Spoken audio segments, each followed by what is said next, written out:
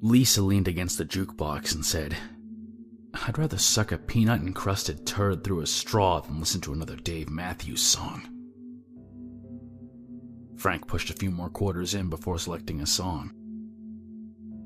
As the song began to play, Lisa said, "Screw you, Frank. I hope you get cancer." I sat by the bar as the opening chords of Gravedigger played over the jukebox.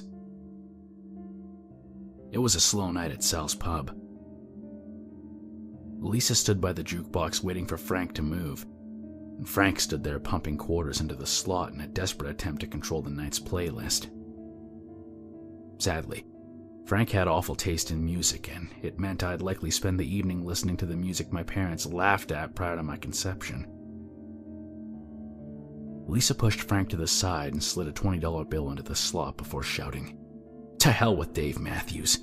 I'm hitting play next on the next 30 songs." The bar roared in approval. Sal slid me another Budweiser and I leaned forward on my stool.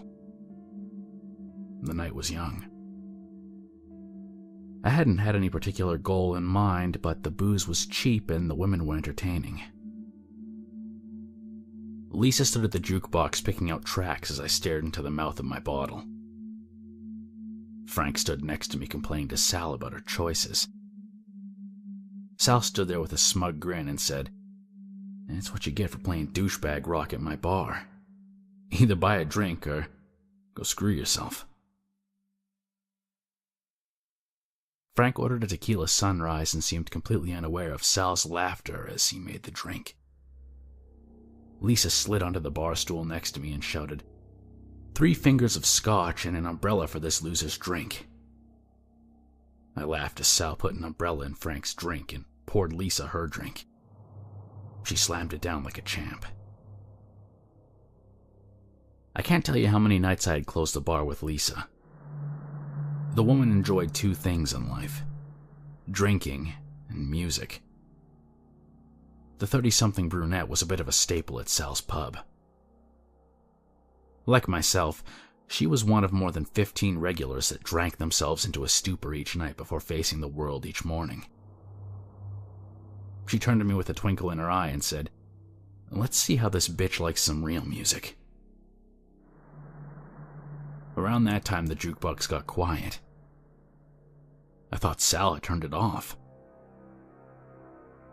All of a sudden, the room filled with a gravelly voice and an acoustic guitar. Lisa turned to me and said, "Screw some Dave Matthews bullshit. We listen to Tom Waits in this bar. Am I right?" She pulled the bottle from my hand and killed the rest of my beer. Frank stared toward the floor and moved back to his table. The night was going about as I had expected until a young woman came up to the bar and ordered a vodka with cranberry. She was a tiny little thing, couldn't have been older than 22. Sal poured her a drink and she walked over to Frank's table. They spent the next 2 hours talking it up as Frank told stories about his time in college and his exploits as a rugby player. Somewhere around the end of her playlist, Lisa walked over to the table. She had been drinking kind of hard that night. Lisa leaned over Frank's shoulder and said, "Did this idiot mention that he failed out of college?" The woman muttered something I couldn't make out, and Lisa responded with, "What did you just say to me, little girl?" The small woman stood up and said, "I said, it must suck to be a washed-out old bat that spends her days hoping some miner or trucker will have low enough standards to bang you." Frank nearly fell to the floor laughing. Sal spoke up, saying, "Ladies, are we gonna have a problem?" The small woman replied, "Nah. Trailer Trash Barbie here is gonna piss right off and go back to fantasizing about her cousin."